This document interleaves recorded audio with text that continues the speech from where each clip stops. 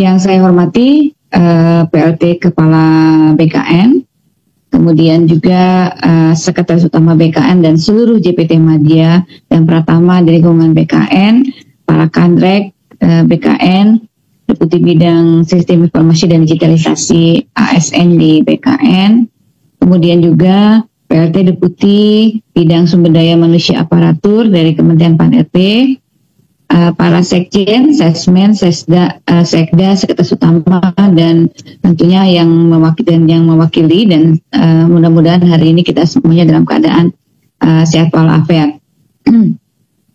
Bapak dan Ibu sekalian, pada pagi hari ini saya terima kasih atas kehadiran Bapak dan Ibu, mengucapkan terima kasih atas kehadiran Bapak dan Ibu semuanya di dalam acara Rapat Koordinasi Percepatan Penataan Tenaga Non-ASN melalui seleksi P3K tahap 2. Dan ini merupakan acara yang kami lakukan untuk menguatkan komitmen kita semuanya untuk melakukan penataan tenaga non-ASN sebagaimana yang diamanatkan di dalam Undang-Undang Nomor 20 Tahun 2023 tentang ASN. Nah, Bapak dan Ibu sekalian, pengadaan calon ASN tentunya diperuntukkan bagi setiap warga negara Indonesia yang semuanya mempunyai kesempatan yang sama untuk melamar menjadi PNS dan pegawai pemerintah dengan perjanjian kerja setelah memenuhi persyaratan yang ada. Nah, Bapak Ibu, pengadaan ASN sebagaimana kita ketahui dan menjadi komitmen kita bersama didasarkan pada prinsip kompetitif, adil, objektif, transparan, bersih dan dari praktek korupsi, kolusi dan nepotisme, serta tanpa dipungut biaya. Dengan prinsip-prinsip ini kita berharap bahwa hasil ASN yang berkualitas sesuai dengan standar di seluruh Indonesia. Nah, Bapak dan Ibu, yang saya hormati, kebijakan pengadaan calon ASN tahun 2024 difokuskan kepada pelayanan dasar seperti tenaga guru dan tenaga kesehatan. Jadi seoptimal mungkin kita akan menyelesaikan masalah tenaga non-ASN di instansi pemerintah. Selain itu kita juga merekrut talenta-talenta baru atau fresh graduate melalui seleksi CPNS, terutama yang memiliki keahlian digital, untuk mengimbangi transformasi digital yang sedang berjalan. Semuanya tentunya tetap memperhatikan kemampuan dari anggaran, gaji, dan tunjangan sesuai dengan peraturan perundang-undangan yang berlaku. Bapak Ibu sekalian, saya ingin juga menyampaikan bahwa sesuai dengan prioritas utama kita adalah menyelesaikan masalah tenaga non-ASN yang terdaftar di pangkalan data BKN sesuai dengan komitmen bersama pemerintah dan DPR sebagai pelaksanaan dari mandat Undang-Undang Nomor 20. Maka pelaksanaan pengadaan pegawai pemerintah dengan perjanjian kerja atau P3K akan dilaksanakan di dalam 2 periode. Proses pendaftaran akan dilaksanakan tahun 2024 untuk memberikan kesempatan seluas-luasnya bagi tenaga non-ASN, khususnya yang terdaftar dalam pangkalan data BKN, agar dapat mengikuti seleksi baik pada periode pertama maupun periode kedua. Namun dalam pelaksanaannya kita menghadapi tantangan seperti ketidaksesuaian usulan formasi dengan database BKN, dan ini mohon menjadi perhatian Bapak dan Ibu, Kementerian dan Lembaga, karena ada ketidaksesuaian usulan formasi yang Bapak Ibu sampaikan dengan data yang Bapak Ibu sampaikan juga ke dalam database BKN.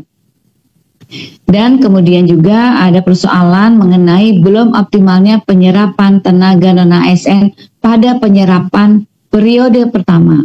Tolong dicek kembali mengapa tidak terjadi tidak optimalnya penyerapan tenaga non-ASN pada pendaftaran periode pertama di instansi Bapak dan Ibu. Beberapa kendala yang dihadapi tentunya, satu, karena formasi yang diusulkan tidak sesuai dengan database P3K di BKN. Ingat ya Bapak dan Ibu sekalian, database yang ada di BKN tentunya berdasarkan data yang diusulkan oleh Bapak dan Ibu kepada BKN. Kemudian yang kedua, instansi pemerintah, khususnya pemerintah daerah, tidak mengusulkan formasi P3K dengan pertimbangan keterbatasan anggaran. yang selanjutnya. Untuk itu, karena persoalan-persoalan yang kita hadapi yang tadi saya sampaikan, Bapak dan Ibu sekalian, kami telah mengeluarkan keputusan Menpan RB nomor 634 tahun 2024 tentang kriteria pelamar bagi seleksi P3K tenaga non-ASN yang terdaftar pada pangkalan data BKN. Jadi mohon ini yang terdaftar pada pangkalan data BKN tahun anggaran 2024. Kriteria itu mencakup tenaga non-ASN, pertama, yang tidak memenuhi syarat pada seleksi administrasi P3K pada tahap pertama. Jadi ini hanya untuk kepada tenaga non-ASN yang terdaftar pada pangkalan data BKN, tapi kemarin waktu pendaftaran tidak memenuhi syarat pada seleksi administrasi pengadaan P3K pada tahap pertama. Kedua, ini bagi tenaga non-ASN yang lagi-lagi terdaftar pada pangkalan data BKN, tapi tidak memenuhi syarat pada seleksi administrasi pengadaan CPNS. Karena ada beberapa tenaga non-ASN mendaftar CPNS, tapi kemudian dia tidak bisa masuk lagi ke P3K, maka dengan adanya keputusan Menpan ini bagi tenaga non-ASN yang terdaftar di dalam data pangkalan BKN yang kemarin daftar ke CPNS, maka diperbolehkan untuk mendaftar kepada P3K, gitu ya, meskipun dia kemarin tidak lulus di CPNS. Jadi bisa mendaftar sekarang di P3K. Kemudian yang ketiga adalah ini bagi tenaga non-ASN yang terdata lagi di dalam pangkalan data BKN yang belum melamar pada seleksi pengadaan ASN. Nah, untuk itu kepada instansi pemerintah saya juga sudah mengeluarkan surat nomor B5993 tanggal 12 Desember tentang hal penganggaran gaji bagi tenaga non-ASN yang ditujukan kepada PPK pusat dan pemerintah daerah, yang intinya agar PPK instansi tetap menganggarkan gaji bagi pegawai non-ASN yang sedang mengikuti proses seleksi hingga diangkat menjadi ASN. Jadi kemarin prinsipnya tidak boleh ada PHK massal, tidak boleh ada pengurangan ATKP, maka para instansi pemerintah agar tetap menganggarkan bagi pegawai non-ASN yang saat ini sedang mengikuti proses seleksi hingga diangkat menjadi ASN. Dan apabila jumlah non-ASN yang telah mengikuti seluruh tahapan melebihi jumlah penetapan kebutuhan, ya, maka pegawai non-ASN dapat diangkat menjadi PPK paruh waktu sehingga anggaran PPK paruh waktu tersebut tetap disediakan. Anggaran PPK paruh waktu dapat disediakan di luar anggaran belanja pegawai. Sekarang pun banyak yang dianggarkan di luar belanja pegawai. Jadi kami persilakan sesuai sebagaimana yang surat yang telah kami sampaikan. Untuk itu Bapak dan Ibu sekalian, saya minta kepada kepala BKN dan jajaran untuk dapat mengimplementasikan kebijakan tersebut dengan melakukan sosialisasi bersama dan mengedukasi kepada seluruh kementerian, lembaga, dan daerah dan kepala kantor regional BKN seluruh Indonesia, serta memastikan aplikasi SSC ASN dapat memberikan kemudahan di dalam pendaftaran peserta bagi pegawai non-ASN dan mengoptimalkan kelulusan dan pengangkatan bagi mereka yang telah mendaftar di ASN. Mereka yang saya maksud adalah yang terdaftar di dalam pangkalan data BKN. Kemudian para PPK, instansi pusat dan daerah termasuk para pengelola kepegawaian untuk tetap menyiapkan anggaran bagi pegawai non-ASN baik yang lulus melalui PPK penuh waktu maupun penuh waktu maupun karena keterbatasan anggaran menjadi pegawai ASN yang PPK paruh waktu. Saya mengharapkan bahwa PPK para pembina kepegawaian mengoptimalkan pendaftaran dan mendorong pegawai ASN yang ada di lingkungan instansi masing-masing, khususnya yang terdaftar di dalam pangkalan data BKN, untuk mengikuti seleksi serta memberikan bimbingan yang jelas mengenai tahapan dan mekanisme serta afirmasi dari pemerintah. Dan saya juga ingin mengingatkan, apabila dalam pelaksanaannya masih ada yang tertinggal karena PPK instansi tidak mengindahkan kebijakan tersebut, maka tentunya akan berdampak pada terhambatnya pengalihan status pegawai non-ASN menjadi PPK maupun penuh waktu maupun paruh waktu. Jadi mohon Bapak dan Ibu sekalian agar memperhatikan waktu yang sudah kita sediakan, kemudian juga persyaratan, karena pemerintah berdasarkan Undang-Undang Nomor 20 Tahun 2012 sudah harus menyelesaikan penataan tenaga non-ASN sampai akhir tahun 2024. Jadi mohon Bapak dan Ibu hari ini sudah bisa menyampaikan kepada para tenaga non-ASN di lingkungan Bapak dan Ibu, diberikan penjelasan yang jelas agar tidak ada lagi keluhan-keluhan mereka tidak bisa masuk ke dalam pendaftaran untuk mengikuti tahapan kedua. Demikian mungkin Bapak dan Ibu sekalian yang bisa saya sampaikan. Terima kasih sekali lagi atas dukungan pelaksanaan penerimaan P3K tahap kedua, khususnya kepada PLT Kepala BKN dan seluruh jajaran yang telah bekerja keras untuk menyelesaikan pendaftaran ini dan sampai penyelesaian menjadi mendapatkan nomor induk pegawai, dan para kandrek seluruh kepala untuk terus memberikan sosialisasi instansi di lingkungannya masing-masing supaya kita tentunya dapat menggunakan ini dengan sungguh-sungguh. Mohon jadi perhatian dan Bapak dan Ibu, dan mohon nanti Bapak dan Ibu bisa disampaikan kepada pimpinan masing-masing apabila Bapak dan Ibu mewakili pimpinannya. Jangan sampai nanti ada informasi yang tertinggal karena ketidakhadiran Bapak dan Ibu di dalam forum ini. Terima kasih Bapak dan Ibu sekalian. Sekali lagi saya ingin mengucapkan selamat Natal kepada Bapak Ibu yang merayakan. Kemudian juga saya juga mengucapkan selamat tahun baru. Semoga di tahun kita bisa lebih banyak melayani kepada masyarakat. Terima kasih. Wassalamualaikum warahmatullahi wabarakatuh. Salam Om Swastiastu, Namo Buddhaya, salam kebajikan. Kepada Bapak Abah Subaksa, kami persilahkan. Oke, baik. Terima kasih Mbak Pien. Assalamualaikum warahmatullahi wabarakatuh. Selamat pagi, salam sejahtera untuk kita semua yang sama-sama kita hormati, kita banggakan Ibu Menteri Pan RB. Terima kasih Bu Menteri tadi sudah menyapa teman-teman semua di pagi ini. Dan mudah-mudahan ini jadi motivasi bagi teman-teman semua untuk segera menyelesaikan penataan tenaga non-ASN sebagaimana arahan Bu Menteri, bagian dari mandat Undang-Undang 20 2023. Terima kasih Bu Menteri tadi atas arahannya. Kemudian yang kedua, terima kasih juga kepada Pak PLT Kepala BKN. Tadi juga beliau banyak menyampaikan hal-hal penting kepada kita semua terkait dengan arahan-arahan penyelesaian tenaga non-ASN secara teknis sebagai tindak lanjut tadi kebijakan yang sudah disampaikan oleh Bu Menteri kepada kita semua. Juga terima kasih Bu Sestama BKN beserta jajaran para JPT Madya dan JPT Pratama di lingkungan BKN, Pak Deputi khususnya juga Deputi Bidang Sistem Informasi dan Digitalisasi Manajemen ASN, Pak Suharmen, beliau juga sudah hadir. Beliau juga akan menyampaikan Bu Menteri terkait dengan teknis pelaksanaannya.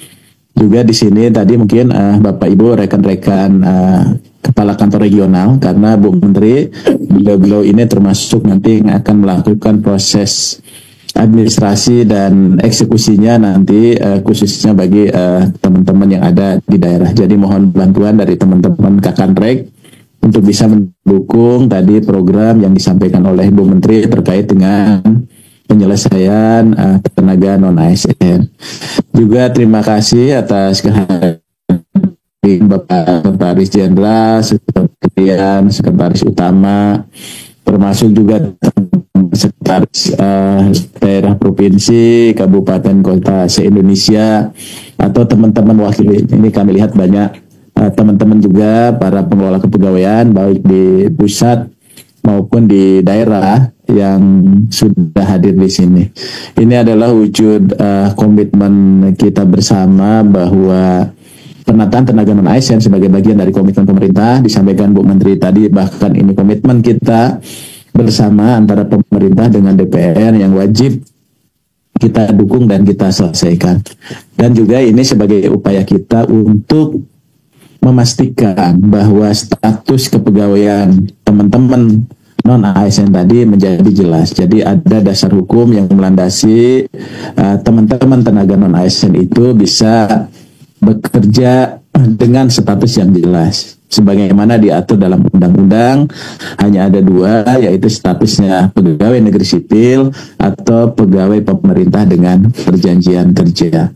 Tentunya upaya ini perlu sinergitas antara pemerintah pusat, khususnya Kemenpan dari aspek kebijakan, kemudian dari aspek kebijakan teknisnya oleh BKN, dan juga para pengelola kepegawaian. Tadi Bu Menteri sudah menyampaikan beberapa kendala yang menjadi PR kita, khususnya teman-teman di daerah, ya, untuk bisa menyelesaikan tenaga non-ASN karena tidak optimalnya pengisian beberapa jabatan di lingkungan instansi pemerintah, ya, baik instansi pusat maupun instansi daerah.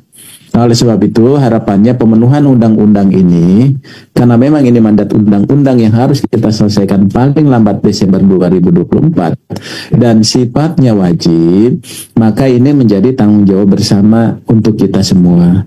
Nah, oleh sebab itu Bapak Ibu sekalian, apa yang disampaikan Bu Menteri tadi adalah basisnya pelaksanaan undang-undang. Jadi amanat atau mandat dari undang-undang, khususnya di pasal 66.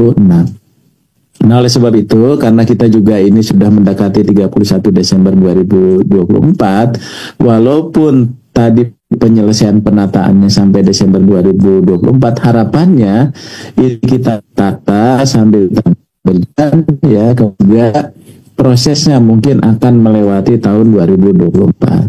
Tapi prosesnya itu kita selesaikan di Desember 2004 untuk pendaftaran dan sebagainya. Namun demikian tadi Bu Menteri, Bapak Ibu sekalian, disampaikan oleh tadi kebijakan dari PLT Kepala BKN untuk menambah, ya, waktu pendaftaran, sehingga memang dari hasil diskusi kita atau sosialisasi kita pagi ini nanti bisa dimanfaatkan oleh Bapak Ibu sekalian. Jadi betul-betul kebijakan ini sudah kita buka seluas-luasnya, termasuk juga kita melakukan pertemuan di pagi ini. Oleh sebab itu harapan apa yang ingin kita penuhi. Jadi artinya secara kebijakan memang sudah disiapkan, secara formasi sudah ditetapkan, usulan juga sudah disampaikan. Namun demikian dalam praktiknya kita belum bisa melakukan secara optimal untuk penyerapannya. Jadi artinya misalnya kalau kita lihat dari tren pendaftar kita gitu, sesungguhnya antara formasi dengan pendaftar animo untuk jadi ASN itu luar biasa. Tapi yang jadi persoalan adalah saat ini kita punya prioritas untuk menyelesaikan tenaga non-ASN. Nah, di mana tenaga non-ASN itu tadi kualifikasinya, pendidikannya, ya, kemudian jenis jabatan, unit kerjanya itu seharusnya sudah bisa menyesuaikan. Supaya apa? Karena itulah afirmasinya yang diberikan. Namun dalam kenyataannya bahwa basis antara kualifikasi pendidikan, jabatan, dan unit kerja itu masih banyak yang belum sesuai. Karena kenapa? Karena usulan formasi yang disampaikan itu belum sesuai. Nah, oleh sebab itu secara kebijakan untuk penyelesaian tenaga non-ASN khususnya melalui Kemenpan 347 sampai 349 itu sudah banyak memberikan ruang untuk teman-teman diberikan kesempatan mengikuti seleksi. Nah, oleh sebab itu di sisi lain CPNS juga kita gulirkan. Nah, untuk CPNS ini mungkin ini ibaratnya harga mati, karena memang ini juga untuk memberikan ruang kepada talenta-talenta muda kita untuk bisa berkompetisi di jabatan ASN, selain juga bagi teman-teman P3K yang secara prinsip mereka sudah bekerja, tapi mungkin cara masuknya dulu berbeda. Nah, oleh sebab itu, Bapak Ibu sekalian, sekarang ini banyak yang menanyakan apakah ada afirmasi untuk CPNS. Tentunya tidak, ya, karena CPNS ini betul-betul kita inginkan orang-orang teman-teman fresh graduate, talenta-talenta digital untuk bisa juga bekerja di instansi pemerintah dengan kompetisi yang sangat tinggi. Nah, lain halnya dengan teman-teman yang P3K. Nah, oleh sebab itu tadi mekanisme untuk seleksi CPNS itu sudah jelas. Jadi kalau ada yang bertanya 100% untuk siapa, ya untuk pelamar umum, ya untuk pelamar umum 100%, sehingga kompetisinya gitu ya itu cukup ketat, sehingga ada teman-teman yang bertanya kepada saya khususnya kaitan dengan tadi apakah ini akan ada optimalisasi dan sebagainya untuk CPNS. Itu kemungkinan sampai saat ini kita belum ada kebijakan untuk itu. Jadi mungkin kalau ada yang kosong, dia tidak memenuhi nilai ambang batas, ya mungkin nanti bisa diulang kembali karena kita ingin mendapatkan orang-orang yang terpilih untuk yang CPNS.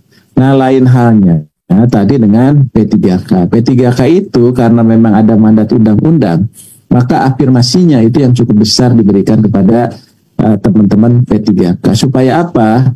Supaya tingkat kelulusannya itu lebih besar, ya, lebih tinggi. Maka kelulusannya itu hanya berdasarkan peringkat terbaik, tidak menggunakan nilai ambang batas. Tapi dengan syarat di dalam satu formasi itu dia tidak berebut, ya, karena dia akan hanya bisa memenuhi dari formasi yang ada itu. Namun demikian, tadi disampaikan arahan Bu Menteri, mungkin saja nanti kalau dia melebihi formasi, maka orang yang mendaftar yang tidak ada di formasi itu, dia akan mendapatkan atau menduduki P3K paruh waktu. Ya, P3K paruh waktu juga Bapak Ibu sekalian itu punya peluang yang cukup besar gitu. Nah, kemarin itu termasuk di periode 1 bahwa kriteria pelamar formasi P3K itu memang dilakukan secara berurutan bagi pelamar prioritas, XTHK 2 dan tenaga non-ASN.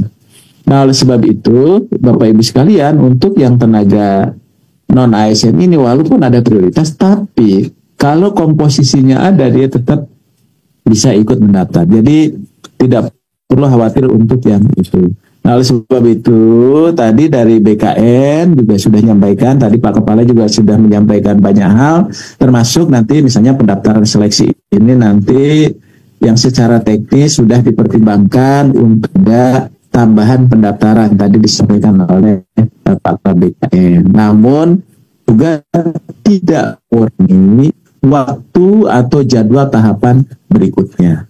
Nah, oleh sebab itu Bapak Ibu sekalian, sesungguhnya kalau kami lihat bahwa dari proses pengadaan P3K tahun 2024 secara pengaturan, yang pertama ketersediaan formasi kita ini sudah memadai. Tadi mungkin Bapak Ibu sudah paham betul ya, dan ini juga sudah disampaikan oleh Bu Menteri tadi bahwa formasi kita cukup optimal.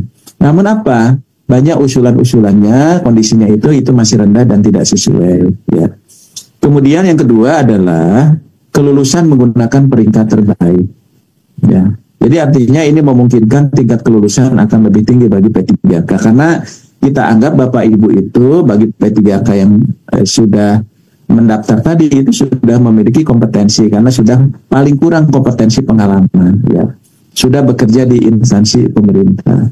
Namun dalam kondisinya adalah satu jabatan kadang diperebutkan oleh satu pelamar. Karena kenapa? Karena pemetaan data belum optimal. Yang ketiga apa pengaturan kita dilakukan? Ini diperuntukkan tadi seperti saya sampaikan, ini 100% tenaga non-ASN. Tapi juga ada teman-teman yang melamar ke CPNS. Ada juga yang melamar tidak sesuai dengan jabatannya. Jadi prioritas yang kita utamakan itu menjadi tidak tepat. Ya, kemudian juga ada afirmasi pendidikan jabatan pelaksana, karena pendidikannya dari SD, SMP gitu sampai SMA itu dimungkinkan, tapi ternyata tidak dilamar. Ya. Kemudian juga kita juga mengutamakan secara kebijakan adalah tenaga non ASN yang terdata dalam database BKN. Ya. Namun di dalam kondisinya ini tidak sesuai antara kualifikasi pendidikan dengan jabatan. Nah, di samping itu untuk pelaksana seleksi P3K itu dibagi dua. Ya, ini tentunya sudah melalui proses pertimbangan yang cukup panjang dan ada periode 1, ada periode 2. Namun rupanya pelamar periode 1 itu belum optimal ya.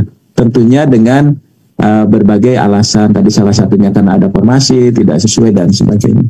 Kemudian kita juga penerapan P3K yang paruh waktu. Namun demikian mungkin ini ada keraguan-raguan untuk paruh waktu, karena pada prinsipnya nanti dari BKN walaupun Bapak Ibu misalnya paruh waktu tetap akan mendapatkan penghasilan yang sama dengan penghasilan yang mereka dapatkan selama ini ya. Kemudian juga tetap mendapatkan nomor induk P3K. Jadi paling kurang itu akan ada perubahan-perubahan untuk itu. Nah tentunya Bapak Ibu, teman-teman sekalian, ini banyak sekali beberapa pertanyaan dari teman-teman ya. Bagaimana tenggat waktu tenaga non-ASN sampai dengan tanggal 31 Desember 2024. Tadi juga sudah disampaikan oleh Pak Kepala BKN, ya mudah-mudahan nanti secara teknis akan segera ditindaklanjuti. Terus juga bagaimana dengan pelamar tenaga non-ASN yang TNS, yang dia ikut CPNS tapi TNS atau di periode ke-1 ya. Kemudian juga bagaimana pelamar yang tidak lulus pada periode 2 ya. Ini juga mungkin pertanyaan karena memang dia sudah ikut tapi bukan karena administrasinya tetapi karena gugur di SKD. Termasuk juga sistem penggajian, jenis jabatan yang dilamarnya kira-kira seperti apa, karena ada jenis jabatan juga ketika dia masuk ternyata tidak sesuai. Kemudian juga bagaimana mekanisme, kemudian juga yang tidak menulis periode 1 itu kira-kira nanti dia akan seperti apa. Nah oleh sebab itu ini sudah dari permasalahan-permasalahan itu sudah bukan pendataan oleh teman-teman BKN ya. Ini coba kita lihat beberapa yang tidak melamar atau belum melamar itu, ini memang ada yang sudah usianya sudah tidak terpenuhi, berarti dia itu sudah di atas 58 tahun. Jadi datanya teman-teman tolong ini nanti dilihat, termasuk juga ada juga yang meninggal dunia, kemudian juga ada yang sudah tidak aktif bekerja ya selama 2 tahun terus menerus, kemudian ada juga yang tidak berminat ya, ada juga yang sudah menjadi ASN, tidak tersedia formasi P3K, ada instansi yang tidak membuka dan sebagainya ya. Termasuk ada juga tadi tenaga non-ASN yang melamar jadi CPNS sehingga dia tidak mengikuti di seleksi periode ke-1. Nah oleh sebab itu Bapak Ibu teman-teman sekalian, kami juga ingin mengingatkan tolong kita jagain bersama terhadap praktek curang dan manipulasi dalam seleksi CASN. Jadi sampai kebijakan Bu Menteri tadi dimanfaatkan oleh oknum-oknum tertentu yang menyalahgunakan kesempatan ini. Jadi tolong Bapak Ibu para pengelola kepegawaian kita jagain sama-sama. Kasihan saudara-saudara kita yang sudah berjuang untuk menjadi P3K, namun karena kecurangan-kecurangan ini akan berdampak mereka. Jadi tolong Bapak Ibu sekalian kalau ketemu hal-hal seperti ini laporkan kepada pihak yang berwajib. Jadi kami juga ingatkan waspada terhadap praktek curang dan manipulasi untuk kebijakan yang sedang kita keluarkan. Nah oleh sebab itu Bapak Ibu sekalian, mungkin nanti data inilah yang kita gunakan. Tadi juga sudah disampaikan oleh Pak Kepala BKN bagaimana nanti kita memetakan permasalahan kita, termasuk tadi teman-teman yang TNS yang jumlahnya tadi 38.000. Tadi update datanya juga sudah oleh Pak Kepala. Termasuk kemudian sekaligus juga pada kesempatan ini kami ingin mengkonfirmasi kepada Bapak Ibu sekalian ya, supaya nanti kita akan memastikan siapa-siapa saja yang belum mendaftar. Jadi kami mohon bantuan dari Bapak Ibu, teman-teman sekalian untuk bisa membantu ya, untuk bisa membantu mengklarifikasi, mengkonfirmasi datanya ya. Sehingga nanti Bapak Ibu sekalian, ini strategi yang kita gunakan adalah tadi, yang pertama adalah non-ASN yang database dinyatakan TNS pada pendaftaran P3K periode 1 termasuk bagi mereka mendaftar non-ASN, gitu ya, non-ASN. Ya, termasuk Bapak Ibu sekalian, termasuk bagi mereka yang tidak mendaftar P3K di periode 1. Nah ini mohon bisa lakukan pemetaan data non-ASN-nya ya.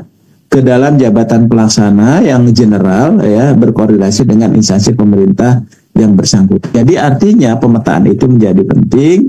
Jadi kami akan siapkan nanti adalah jabatan-jabatan yang sifatnya general yang bisa dilamar atau diduduki dulu. Jadi ini harus ada konfirmasi data dulu. Jadi tolong Bapak Ibu sekalian, ini dari tim kami, dari ASDEP perencanaan jabatan, perencanaan dan badan sudah mengkonfirmasi. Tapi masih ada berapa persen data yang belum ada.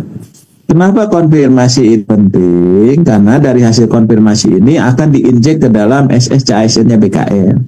Sehingga Bapak Ibu sekalian nanti akan lebih mudah ya, lebih mudah untuk masuk ke sini.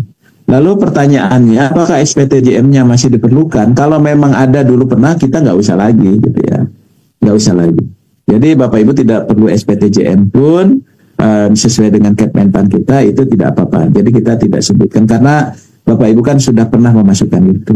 Sehingga nanti untuk submit pendaftaran melakukan submit pendaftaran itu tidak perlu lagi seleksi administrasi oleh instansi pemerintah. Itu teman-teman tinggal memilih saja, nanti sudah disiapkan. Ya, nanti mungkin dari Pak Deputi, dari Pak Suharmen akan menyampaikan ya secara teknisnya. Termasuk seleksi P3K-nya diprioritaskan untuk memenuhi kebutuhan formasi yang ada saat ini. Nanti bisa saja seleksi ini Bapak Ibu silahkan ikut masuk, nanti pendaftarannya nanti akan dilakukan penataan ulang terhadap formasinya bagi teman-teman yang bersangkutan. Nah, oleh sebab itu tadi siapa saja ya kriteria pelamar P3K yang ada dalam pangkalan data base BKN. Ini sesuai dengan tadi keputusan Menteri Pan-RB nomor 634 tahun 2024. Jadi kriterianya tadi juga sudah disampaikan oleh Bu Menteri, mereka yang TMS ya pada seleksi P3K, termasuk juga yang seleksi di CPNS. Karena mereka belum melakukan seleksi sama sekali. Lalu pertanyaannya tentunya banyak juga dari teman-teman, bagaimana bagi teman-teman yang memang tidak lolos SKD-nya kan gitu. Kemudian yang kedua, teman-teman sekalian, kenapa jabatannya itu kita pilih atau kita siapkan 4 jabatan. Jadi ada pengelola umum operasional, ada operator layanan operasional, pengelola layanan operasional. Ini adalah jabatan yang sifatnya umum. Jadi pendidikan apa saja bisa masuk ke sini. Kenapa kebijakan Bu Menteri itu menyiapkan jabatan ini? Supaya teman-teman non-ASN itu tidak ada kendala dari aspek kualifikasi pendidikan dan jabatannya. Ya. Jadi ini adalah hanya jabatan antara sebagai pintu masuknya. Ya, sebagai pintu masuknya.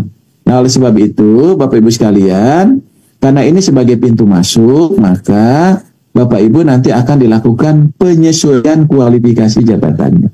Ya, jadi misalnya walaupun dia guru, maka dia melamarnya tetap ke operator layanan operasional. Tapi begitu diangkat, maka SK-nya nanti akan jadi guru. Gitu ya. Termasuk juga yang untuk tenaga kesehatan dan sebagainya. Nah, proses ini akan berjalan panjang, ya akan berjalan panjang. Karena akan berjalan panjang, karena ada proses, maka Bu Menteri tadi sudah juga mengeluarkan surat agar penganggaran gaji bagi tenaga non-ASN itu tetap sesuai dengan proses pengadaan tahun 2024 ini. Termasuk sampai ke 2020. Nah, termasuk anggaran existing non-ASN tetap disediakan untuk membayar P3K paruh waktu. Ya, baik dia paruh waktu yang pembayarannya di luar belanja pegawai, di luar belanja pegawai. Nah, oleh sebab itu, Bapak Ibu sekalian, ini langkah-langkah yang sudah kita lakukan. Tadi ada platform pemetaan,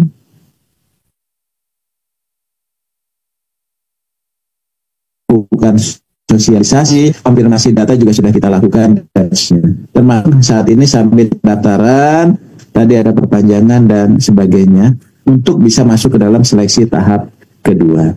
Nah, tadi pengumuman hasil kelulusan calon P3K misalnya sudah diumumkan, maka Bapak Ibu para pengelola kepegawaian memetakan kembali tadi mereka masuk ke 4 jabatan ini, dia akan disesuaikan ke masih apa.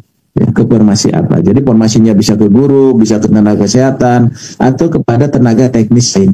Jadi ini sangat memungkinkan. Jadi pada saat nanti pengisian DRH dan NIP P3, maka nanti dia sudah ke dalam jabatan yang existing, yang existing yang sesungguhnya memang dibutuhkan oleh pemerintah daerah.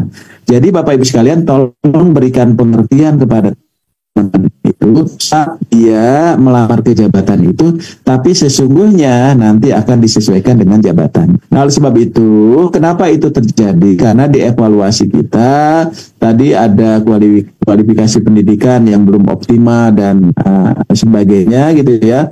Belum kita coaching klinik dan sebagainya. Nah, itu tadi kebijakan itu untuk menghindari itu. Nah, oleh sebab itu, maka terhadap pemenuhan ini mohon nanti begitu dia beralih, dia direncanakan dan dilaksanakan secara tepat, sasaran, tepat jumlah, dan dia tepat guna. Supaya apa tadi guru, dia kelayanan operasional, dia akan jadi guru. Supaya apa? Mendukung peningkatan pelayanan publik di bidang pendidikan. Untuk mewujudkan kelancaran pelaksanaan tugas pelayanan kepada masyarakat. Nah, oleh sebab itu kalau semua sudah jalan, maka peningkatan kinerja, profesionalisme, pelayanan publik, budaya organisasi, ya, dan tata kelola itu menjadi baik. Nah, oleh sebab itu, apa yang kami harapkan, tadi juga sudah disampaikan oleh Bu Menteri, pertama, tugas Bapak Ibu sekalian memastikan tenaga non-ASN, khususnya yang terdata dalam database BKN, mendaftar dan mengikuti SKD sebanyak-banyaknya, ya, sesuai dengan database BKN, ya. Yang kedua, Bapak Ibu sekalian harus memastikan bahwa data itu sesuai dengan kebijakan seleksi periode kedua, pangkat jabatan yang tersedia, supaya tercover dulu di situ. Ya. Yang ketiga apa? Memastikan kelulusan bagi tenaga non-ASN daftar itu mendaftar dan mengikuti SKD. Jadi pastikan bahwa mereka mendaftar mengikuti itu dia lulus. Ya. Yang keempat apa? Memastikan pengangkatan pada jabatan teknis, kesehatan, atau pendidikan sesuai dengan kualifikasi pendidikan dan jurusan. Jadi setelah mereka dinyatakan lulus, kemudian juga memilih 4 jabatan itu, pastikan bahwa dia akan ke jabatan yang sesungguhnya. Dan yang terakhir adalah memastikan ketersediaan anggaran P3K penuh waktu maupun paruh waktu, baik melalui belanja pegawai maupun non belanja pegawai. Jadi ini menjamin ketenangan. Jadi dari awal Bu Menteri sudah menyampaikan ini tidak ada PHK massal kan gitu ya, tidak ada yang dirugikan penghasilannya sesuai ketentuan peraturan perundang-undangan dan sebagainya. Nah, oleh sebab itu maka untuk kedepannya kita juga punya tugas. Jadi perencanaan pengadaannya sudah kita jalankan gitu ya. Kemudian apa namanya? Prosesnya nanti pengangkatannya sudah dilakukan, maka penataannya itu jadi penting, ya. Apakah dia akan ke jabatan pelaksana, ke jabatan fungsional, ini sudah distandarkan di sana. Nah, kemudian standar kompetensi jabatannya, ya, standar kompetensi jabatannya sekarang masih di Permen 38 2017. Evaluasi jabatannya supaya mereka dapat kelas jabatan.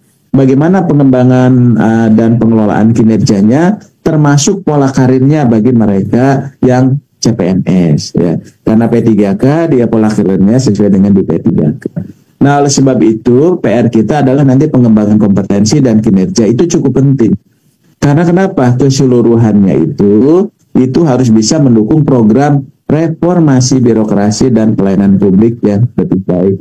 Jadi kita semata-mata bukan hanya proses kita hanya mengangkat saja, tapi juga ada proses lanjutannya supaya bisa berjalan dengan optimal.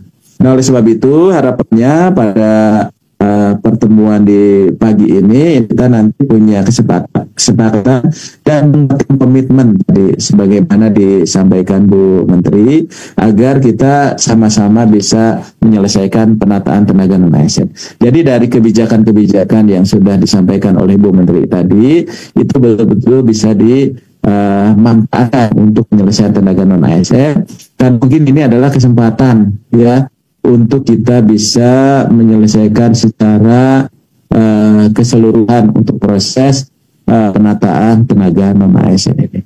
Nah, barangkali ini Bapak Ibu, Bu Menteri, Pak Kepala, Bu Sestama BKN, Kanrek, Bapak Ibu Deputi, Bapak Ibu hadirin yang hadir di pertemuan ini, mudah-mudahan pasca dari pertemuan kita ini di akhir tahun ini bisa membawa berkah gitu ya, bagi kita semua.